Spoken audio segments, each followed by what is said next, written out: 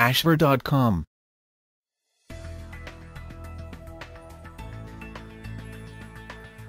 Hello and welcome to ashver.com. You are watching an interesting video on surviving stepkids, useful tips for exasperated stepmoms and key elements to make it bearable. Please read the disclaimer carefully. In that article, we explore why step-parenting doesn't work for some, and disgruntled, stressed stepmoms share stories in a non-judgmental forum to release steam.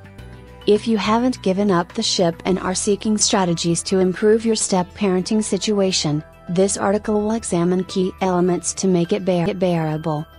These tips are unconventional and would not likely be in any how-to manual on retailer shelves. Many stepmoms divulge the books on the market aren't helpful because they aren't relevant to their personal situation.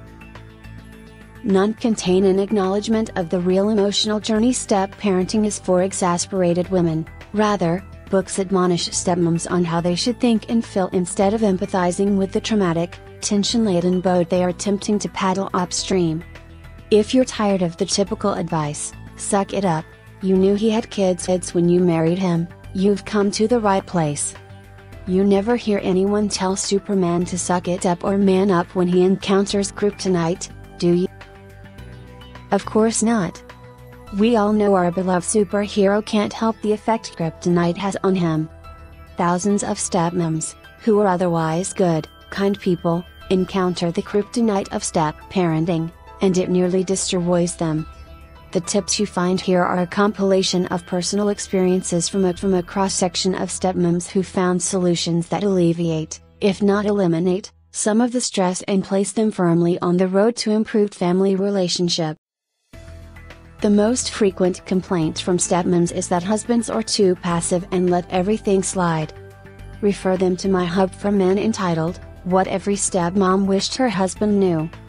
Fathers know mothers have injected the children with poison, and they either spend visitation time being the Santa Claus who spends money lavishly on toys and trips to regain affection, or they refuse to discipline, set boundaries, and command respect. New wives are shocked and appalled by the free-for-all and ensuing chaos and encourage husbands to take charge and establish rules and consequences, only to be met with his anger and resistance. Why? Men did not like conflict. Many fathers are already burdened with a deep-rooted sense of guilt over the divorce and overcompensate with their children. They avoid the emotional confrontations we women are adept at. If you are scratching your head and wondering how your husband manages to stand upright without a backbone, you may take the bull by the horns, only to be eaten alive and disrespected because the kids know dear old dad isn't going to stand behind you. Before each scheduled visitation, your stomach acid nearly eats a hole through the lining, your heart races, you breathe rapidly, and feel overwhelmed with anxiety. Not only do you dread the time the stepkids are at your house, you dread the visit in advance, and you spend the aftermath trying to recover before the next wave of visitation hits. You retreat to your bedroom for the weekend or try to work overtime at your job to avoid spending time with the monster army bio mom has created to wipe out your happy home. What went wrong? Communication broke down between you and your husband. In order to survive step-parenting, it is critical for you and your husband to stay on the same page, present a united front, discuss issues in advance, and devise a game plan to make your situation work. If you aren't already married, you and your husband-to-be need to discuss each other's expectations for blending the family. Each person should feel free to express his or her concerns, and then work together to establish boundaries and consequences.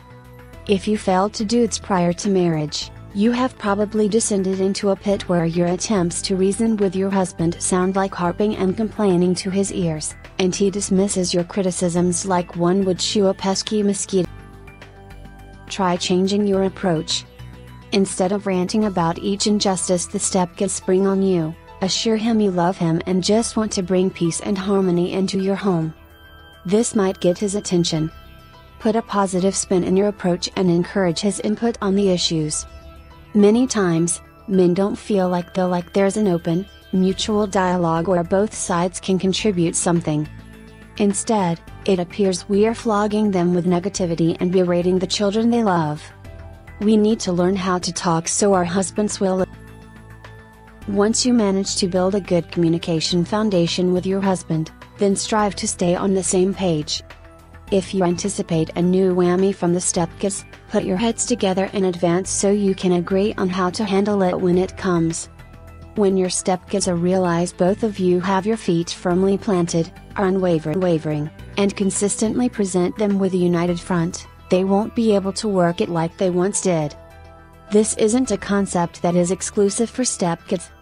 All kids will try to play one parent against the other to get what they want, if they can get away with it. Remember, kids are kids. Women are wired to be the nurturers. This doesn't mean men can't nurture, but it comes more naturally to the female role. When you inherit stepkids, you feel the social pressure and innate motivation to mother them. It's what we do. If the second mother role is one your stepkid desires to have with you and is a hat you'd like to wear, go for it. However, all too often, it's a role that husbands try to force you into, as a slap into his ex's face or because he doesn't want to engage in real parenting, and a role that the children do not need you to fill. You may want your stepkids to simply see you as the person who is married to their father, but they may view you as the woman who stole their dad from their mom, even if it's not true. Here's some liberating news: these kids already have a mother. They don't need you to be. If you are wise, you won't wait until issues arise before you address them. Sit down with your stepkids at the very start, and have a healthy verbal exchange where they feel free to share their apprehensions and concerns with you. Before the discussion, establish that you sincerely want to hear what they have to say, and you want them to hear what you have to say as well. But for this interchange to be a positive one, you expect both sides to express themselves respectfully. You might be surprised at the result. Children of divorce might appear to be volcanoes of emotion, fears, insecurities, anger, hurt, frustration, and resentment that cause them to bubble over with the hot, destructive lava of misbehavior. But, in the depths of their hearts, they desire what all of us do, to be heard, loved, and understood. You might have to work really hard to polish your diamond in the rough and make her true beauty shine through, but you have to start. If there's one thing the bio mom fears more than anything, it's that her children will love you like another mother. To sabotage that possibility from the start, she will brainwash them, guilt them, and inject as much poison in them as she can to make them hate you. This is not true of all bio moms. There are some who have higher standards, integrity, and good character who will encourage her children to enjoy a positive relationship with their stepmother. She's the type of mom who, deep down, may have all the normal fears and jealousies. She rises above them for the sake of her children. However, this type of mature mom is a rare find. If you're dealing with the psycho variety, then realize your stepkids will feel pressured to side with their mother against you out of loyalty, and they will be her marionettes who lash out at you to release her hostility vicariously. How can you relieve your stepkids of this emotional tug of war? Don't compete. Express to your stepkids that you know they already have a mother, and you're not trying to replace the great one they already have. You may have to gag those words out. Instead, they can view you as any other adult to whom they must show due respect. Think of the worst teacher you ever had in school. Even if you despise that teacher, would you call her by her first name if you ran into her at the grocery store? It's doubtful. You would probably say, "Hello, Mrs. Jones," and maybe even force yourself to engage in polite small talk. Why? You respect her position, even if you don't like her personally or agree with her approach. In my early elementary years, I recognized a lady from my church, who I knew as. When I spotted her as she headed into the school building one day, I hollered, "Hi, Mary." Her eyes darted into the crowd of students like laser beams to destroy the offender until she saw it was me. Realizing my mistake, she tersely corrected, "It's Mrs. Thomas to you." I blushed from embarrassment but learned a valuable lesson about respect due to one's position. Similarly, think of your worst boss of all time. If you want to remain employed and earning money, would you tell your boss what you thought of him to his face and feel free to vent your hostility? No. You would demonstrate self-control and address him respectfully due to the position he holds in your life. When stepkids grasp that you are not trying to replace their mom, but rather, you hold a position in the family hierarchy that requires their respect, be happy to be a positive adult role model in their lives and not a second mother. It's virtually impossible to ever feel the deep connection, all-encompassing love, and attachment for stepkids that you have for your own kids anyway.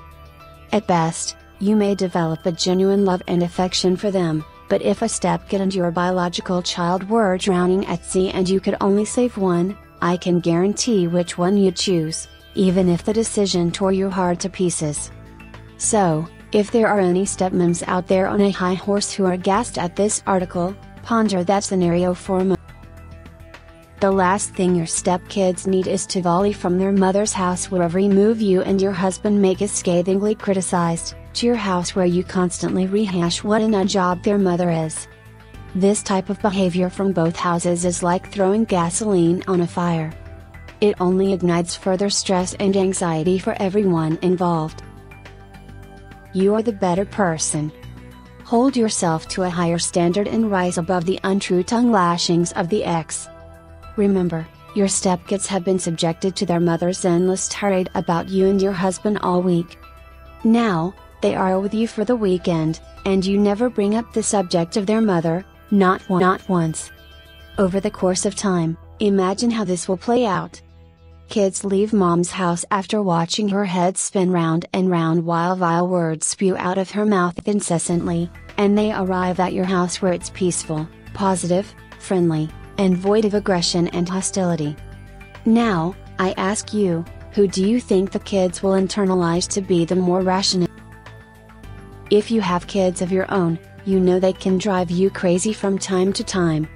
When you feel angst about their misbehavior, you may rant to others to get things off your chest, but you would make mincemeat of anyone else who spoke against your bear cubs.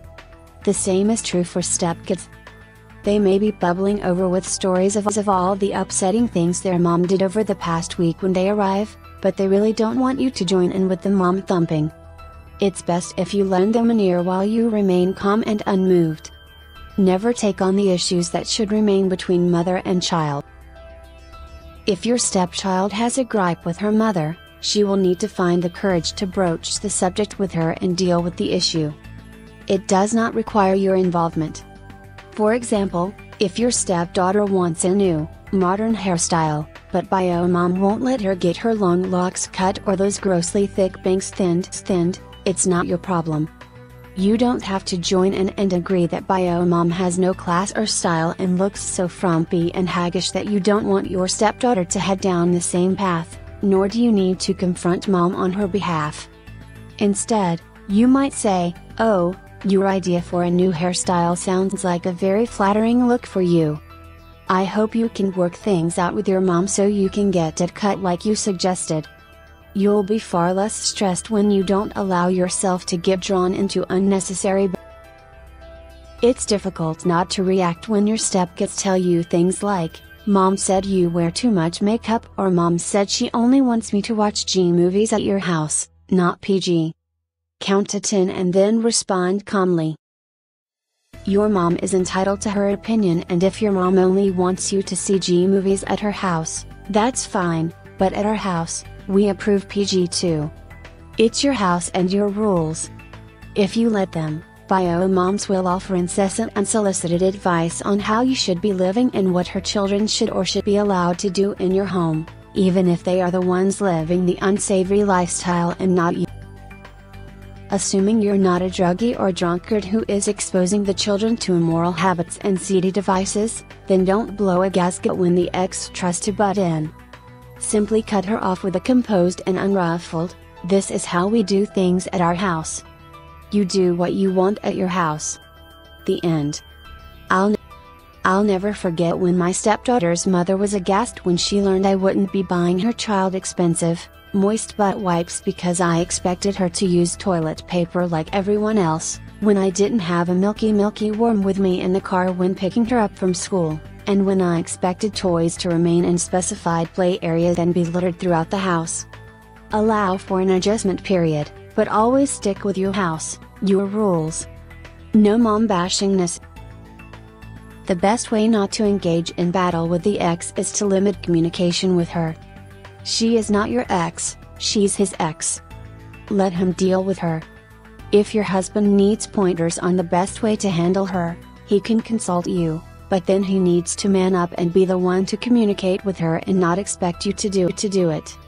If the ex tries to lay a whammy on you during pickup or drop-off times, make yourself scarce during those periods. She does not need to step into your house, so don't be near the door when she arrives.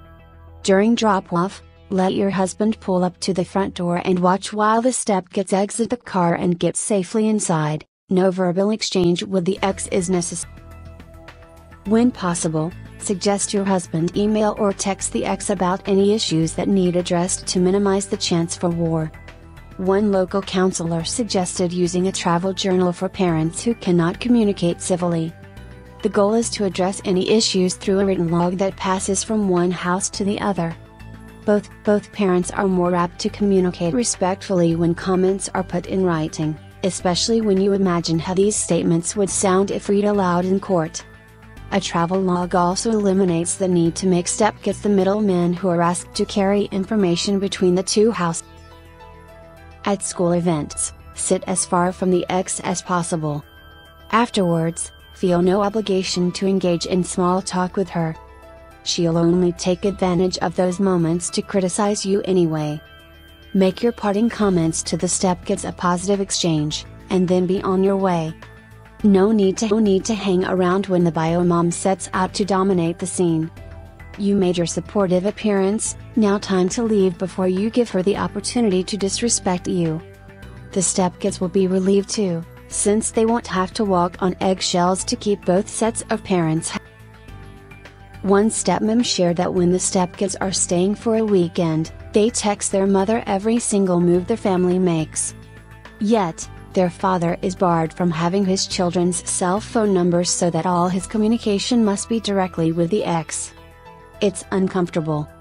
Every family needs private time together without feeling like they are being watched under a microscope. While many custody papers note that communication with the parents cannot be hindered by either parent, there are reasonable limitations that can apply. For example, one domineering bio mom felt she should be able to call her elementary-aged daughter any time of the day or night. Instead, the parents insisted that no calls could be made during meal times, after 8 p.m., or during scheduled family activities. A counselor assured this arrangement to be reasonable parameters to establish. For older kids, texting does not have to be permitted. You can explain your need for privacy, which limits reporting. Establish a rule that your stepkids can make one phone call per day to mom, if they wish, and limit their computer time so they aren't emailing her multiple times throughout the day. Utilize parental controls on their emails so they will know you can monitor their email correspondence anytime you wish. You aren't barring them from communicating, but you might discourage undesirable reporting that may otherwise. Make sure financial statements, bills, travel brochures, prescriptions, appointment cards, and other private papers are locked away before each visit, and double-check that important computer files are password protected. Roving eyes might be amassing intel for bio mom, and the less she knows about your life, the better. She has an amazing way of misconstruing the evidence your stepkids hand her by spinning it into a wild drama riddled with half-truths grossly taken out of context. Think of the old Domino's commercial, avoid the annoyed. It will save you from being annoyed. You also debilitate her power to sabotage your plans when she doesn't have advance warning and time to plot. Again, not all bio moms are wired this way. Some are fair and reasonable, but many. Avoid arguing with your husband in front of the stepkids. It's a good idea never to argue in front of kids, period. However, stepkids add another twist. They will either relish that you and your husband aren't getting along and keep their fingers crossed for an imminent breakup, or they will stoke the coals of animosity in their mother when they report your feuding. Some kids will use the quarrel as grounds to further disrespect you and side with their father against you. In rarer cases, the stepchild might fear their world will be rocked by divorce again and develop further insecurities. Keep your marital disagreement private. You don't have to put your life on hold to make sure his kids are included in every family activity you plan. One of the most common grievances stepmoms share is how they can't do anything with their husbands and children from that union. Dads want to wait for the stepkids to be present. Birthday parties and holiday celebrations are delayed, and children of the home are forced to wait for step-siblings to arrive before they can have their special days recognized. This is grossly unfair. Keep in mind that stepkids may have twice the number of family members than your kids do. If the ex-wife remarries, as the father has, stepkids have her family and her new husband's family as well as your extended family and your husband. Stepkids receive more presents and more opportunities to celebrate than your children will. That family vacation you wanted to plan? Don't feel bad for leaving the stepkids behind. When they go on vacations and day trips with their mom and her new husband, your kids don't go along, do they? Stepmoms are much more approachable, compromising, and willing to bend when they don't feel like stepkids are continually casting a shadow over their own children and private family time. If fathers grasp this concept, they will find themselves with happier wives and happier homes. Think of it this way: when you married your husband, did he want your stepkids to go along on the honeymoon? I doubt it, unless he's completely asexual. There are intimate and private experiences that a mother wants to have with her own progeny, and when she is given this relational allowance, her outlook on step-parenting may not appear to be the prison sentence it once was, and she will be less defensive about her own children being slight. Many women become disgruntled when fathers insist that money be spent equally between his kids and your kids together. If you spend $10 on your kids at Walmart, then he thinks $10 should be spent on his kids too. If you are already paying an ungodly amount of child support, those children are already receiving far more than your kids ever will. Why add insult to injury? Fathers do this out of a sense of guilt. They feel like they have to buy their kids in order to have a good relationship with them. Any child will use this to his advantage and milk it for all it's worth, step or not. If your stepkids truly love and respect their father, their relationship won't be based on material things or how much he can do for them. They will love him for his presence, not his. If you are eyeing the stepkids' room and wondering why you have to keep it available for them for only a few days each month when you could use the space, take it. If you have your stepkids more frequently, by all means, they need their own personal space. However, maintaining an entire room for sporadic overnighters is nonsense. Of course, you don't want the stepkids to feel like strangers in your home. To accommodate them, try to bunk up your other kids so they can have a place to retreat to during their stay. Clear a drawer, make a space in the closet, put an extra drink cup and toothbrush holder out in the bathroom. When you don't feel like stepkids are taking over areas of your home at the sacrifice of your own kids, you might be able to curb your own. Many stepmoms complain that their stepkids show no respect for house rules, which leaves their own kids questioning, why do I have to follow the rules when they don't? In severe cases, this goes beyond leaving underwear on the bathroom floor and not taking out the trash. It includes things like insulting you, stealing your belongings, and deliberately breaking your valuables, just to be vindictive. The father needs to flex his muscle and demonstrate sound parenting with enforcement of boundaries, appropriate discipline, and respect for others. If he consistently excuses wrong behaviors and assumes a passive role, you will have your work cut out for you. Even if you lament, "We have a great marriage and only ever fight about his kids," your marriage will begin to crumble if things don't change. When your home and your personal space are respected, you will feel less territorial and irritated by the presence of stepkids in your home. Too often, stepmoms aren't willing to allow concessions for normal behavior. For example, some get exasperated when their 3-year-old stepdaughter refuses potty training. Is she doing that to spite you? No. Potty training is often a challenging experience between parent and child. One mother stated, "My daughter and I don't have a relationship, we have potty training." When a 5-year-old stepkid seems to be slapping you in the face with, "Mommy this and mommy that," he's not trying to spark a painful chord with you. Mommies, even bad ones, are the center of a child's universe. As such, she is often the topic of conversation. Don't take it personally.